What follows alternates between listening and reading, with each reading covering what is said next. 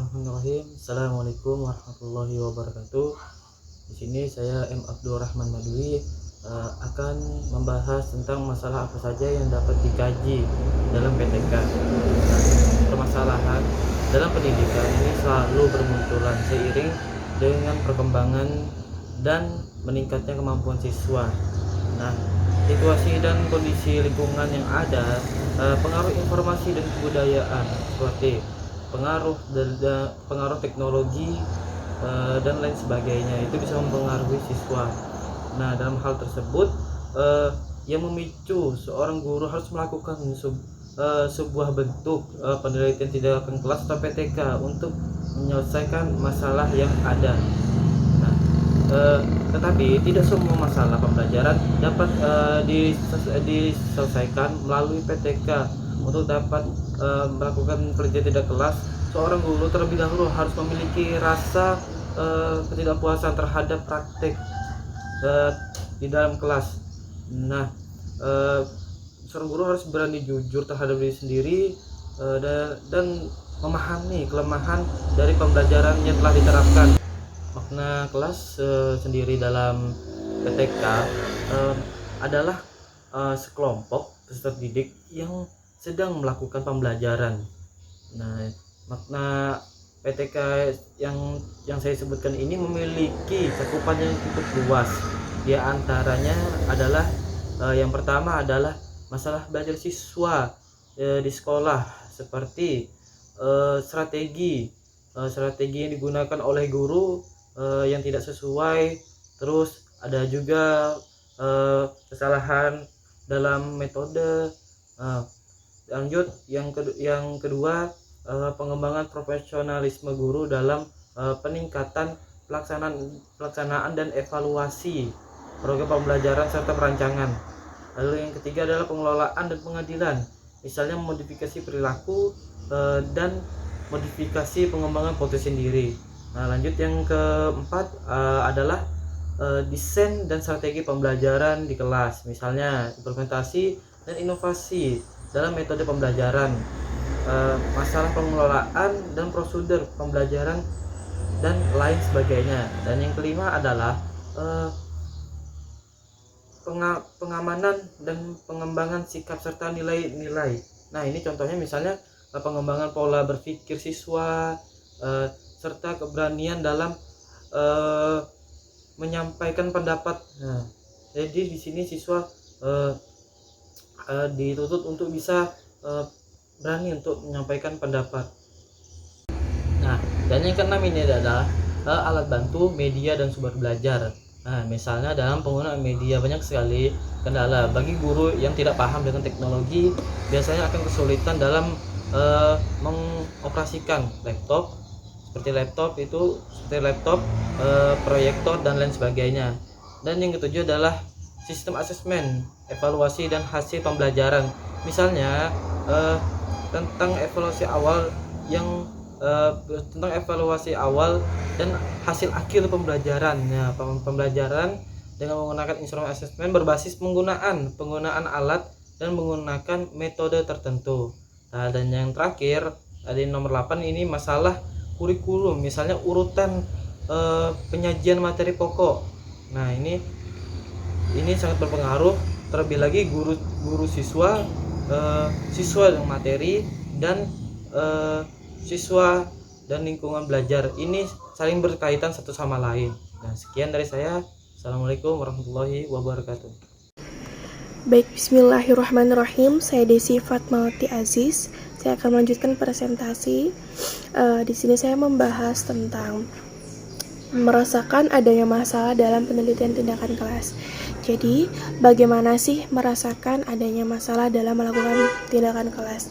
Jadi teman-teman perlu kita ketahui bersama bahwa masalah pembelajaran itu terjadi apabila adanya kesenjangan antara harapan dan kenyataan yang tidak sesuai, atau adanya harapan dan kenyataan itu yang berbanding terbalik, itu yang dinamakan dengan masalah.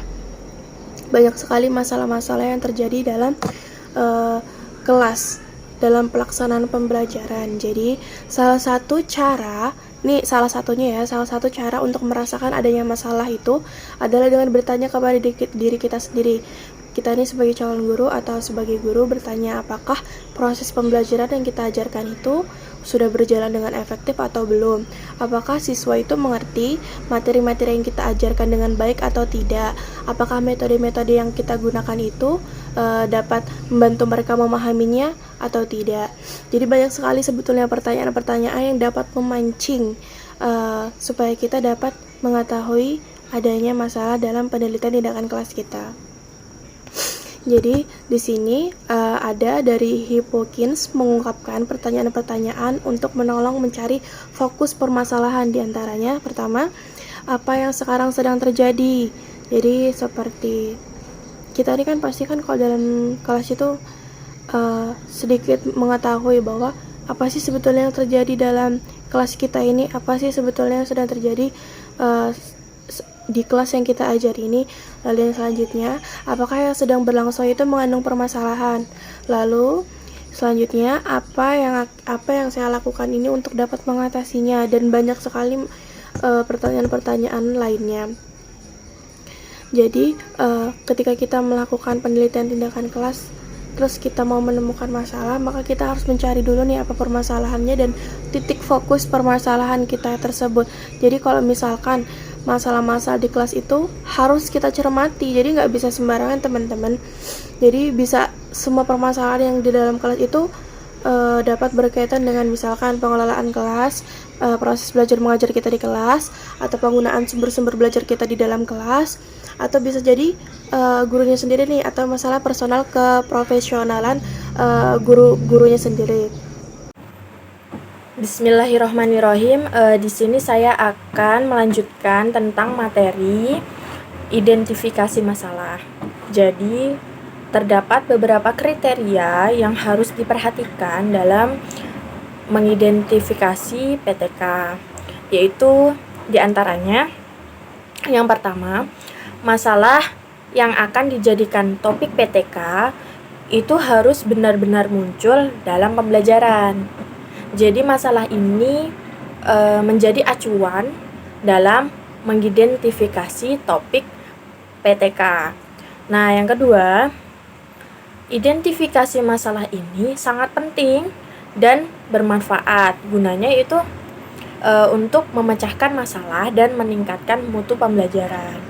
Yang ketiga, di dalam identifikasi masalah ini ada alasan yang terselubung seperti harus rasional, logis, dan sistematis, karena itu mendasari sekali perlunya penelitian.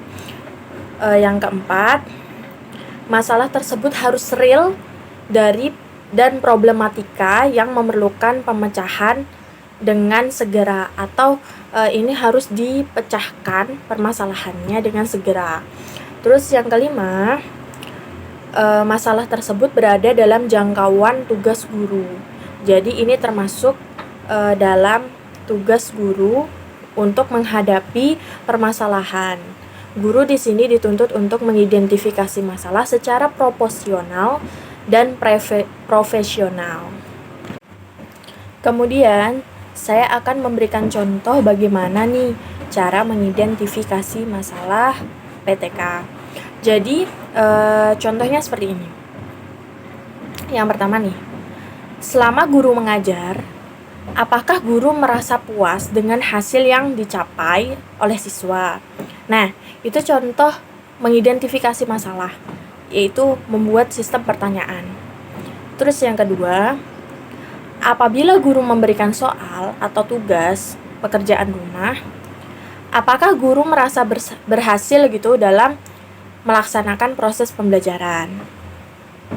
Yang ketiga, pada saat bertanya di depan kelas kepada seluruh siswa nih, guru bertanya di depan kelas kepada seluruh siswa. Nah, kita harus melihat responnya gimana.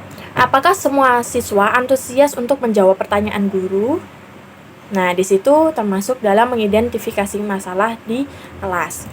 Yang keempat, pada saat proses pembelajaran berlangsung, apakah guru yakin bahwa semua siswa memperhatikan, dan apakah guru yakin bahwa semua siswa memahami apa yang sedang dibahas dan dipelajari pada saat pembelajaran sedang berlangsung. Nah, di situ salah satu mengidentifikasi masalah dengan beberapa pertanyaan. Jadi, yang terakhir, yang kelima, contoh kelima yang saya berikan contoh, pada saat guru sedang menerangkan, apakah siswa selalu memperhatikan penjelasan guru? Nah, di sini munculnya jawaban-jawaban pro kontra ke depannya karena identifikasi masalah selalu berhubungan dengan pertanyaan atau rumusan masalah yang kita ambil. Tuh. Selanjutnya, masalah tersebut perlu dikaji kelayakannya. Dari pertanyaan-pertanyaan itu, masalah tersebut perlu dikaji kelayakannya, signifikannya, dan kontribusinya terhadap proses maupun hasil pembelajaran. Nah, caranya gimana mengidentifikasi ini? Identifikasi masalah Anda yang Anda lakukan nih dengan mengkaji hasil belajar siswa. Jadi kita lihat apakah yang kita lakukan ini perlu adanya evaluasi lebih dalam atau tidak. Jika yang kita lakukan ini lebih memuaskan untuk kita, berarti masalah dapat teratasi. Namun jika tidak, berarti kita harus memerlukan evaluasi pembelajaran lagi.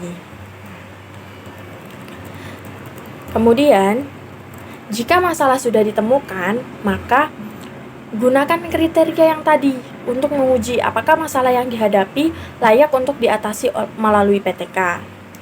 Nah, ini ada syaratnya nih. Jangan memilih masalah yang tidak Anda kuasai. Yang kedua, ambillah topik yang skala dan relatif terbatas. Jadi misalnya inti topiknya itu apa gitu. Jangan banyak topik tapi ujung-ujungnya tujuannya cuma satu. Jadi bertele-tele ibaratnya. Terus yang ketiga, pilihlah masalah yang dirasa penting. Yang penting untuk diangkat. Yang keempat, usahakan dapat dikerjakan secara kolaboratif. Ini saya kasih contoh. Ketika Pak Diki menjelaskan sifat-sifat benda dalam pelajaran IPA di kelas 3 SD, siswanya ini banyak mengantuk dan tidak ada memperhatikan penjelasan Pak Diki. Kemudian, ketika guru bertanya, apakah siswa sudah mengerti? Tidak seorang pun menjawab. Nah, keadaan ini terjadi dan sering terjadi berulang kali, hampir setiap pelajaran IPA. Akibatnya, pada setiap ulangan, skor nilai yang diperoleh siswa selalu rendah. Nah, di sini sebagai guru, ini perlunya adanya evaluasi, entah dari metodenya atau bahan ajar yang kita pilih. Setelah mengidentifikasi masalah, saya akan melanjutkan materi tentang menganalisis masalah. Jadi, setelah teridentifikasi sejumlah masalah yang akan dijadikan topik PTK, selanjutnya dianalisis untuk menentukan tingkat kepentingannya dan dampaknya terhadap pembelajaran. Jadi, kita harus melihat nih, apakah masalah tersebut penting sekali untuk kegiatan pembelajaran untuk kedepannya, atau tingkat kepentingannya itu dianggap belum terlalu penting dalam meningkatkan mutu pembelajaran. Jadi, analisis masalah yang dilakukan untuk mengetahui bagaimana dimensi problematis dan memberikan penekanan yang memadai terhadap pentingnya masalah. Bagaimana pedoman dalam mengajukan pertanyaan seperti kayak gini. Bagaimana konteks dan situasi atau kondisi masalah itu terjadi? Bagaimanakah hubungan dan keterlibatan setiap aspek pembelajaran dengan masalah tersebut?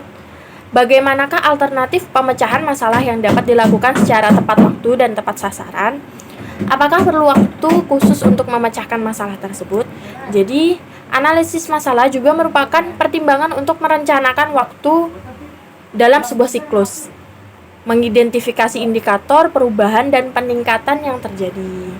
Oleh karena itu, analisis masalah harus dilakukan secara cermat agar dapat menentukan tindakan secara tepat dalam mengatasi sebuah masalah. Terima kasih.